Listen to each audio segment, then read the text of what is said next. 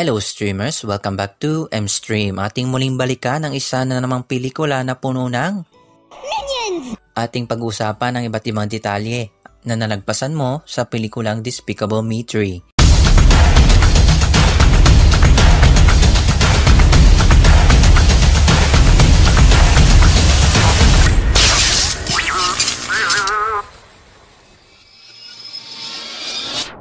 Before we begin, you can comment down below to join in my custom shoutout. Sa simula ng pelikula, nakita natin sila Gru na pupunta sa isang barko upang huliin si Balthazar Brat, ang bago nilang mga kalaban. Napansin niyo bang ang ilang tugtog niya ay kinanta ni Michael Jackson?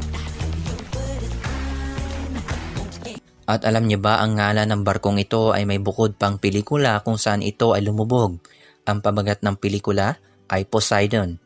Alam niyo ba na pagkatapos ng pelikulang Despicable Me 3 ay inilabas ng Illumination Studio ang pelikulang The Grinch? At kung malinaw ang inyong mata, makikita natin sa pelikulang ito ang clue.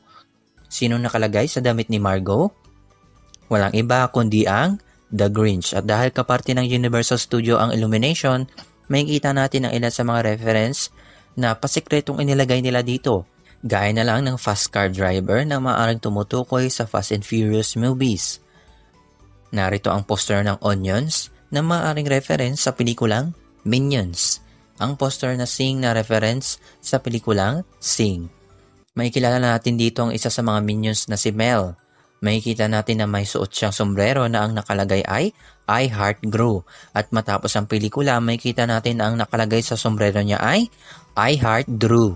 Speaking of Gru, alam niyo ba na sa unang pelikula ay may clue na siya ay mayroong kakambal? It's really smooth. Sometimes I stare at it and imagine a little chick popping out.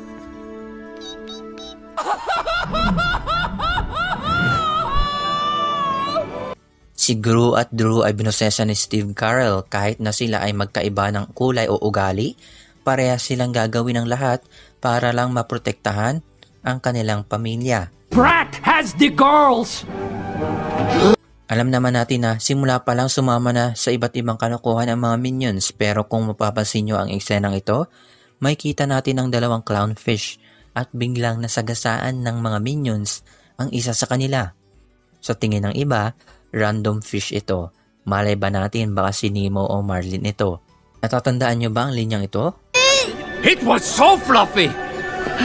I thought I was gonna die. Ito ay linya na galing sa unang Despicable Me. He's so fluffy, I'm gonna die! At natatandaan nyo rin ba ang villain icon sa unang pelikula ng Minions? Makikita natin dito ang poster nito. Habang inaataka ni Balthazar ang isang syudad, makikita natin ang theater ni Buster Moon sa pelikulang Sing. Ano pa kaya ang mga bagay na aking nalimutan? Let me know in the comment section down below. Don't forget to leave a like. And don't forget to subscribe and check out my other videos. As always, thanks for watching. Don't let me go. Hey! Get that back! Guys, don't leave me.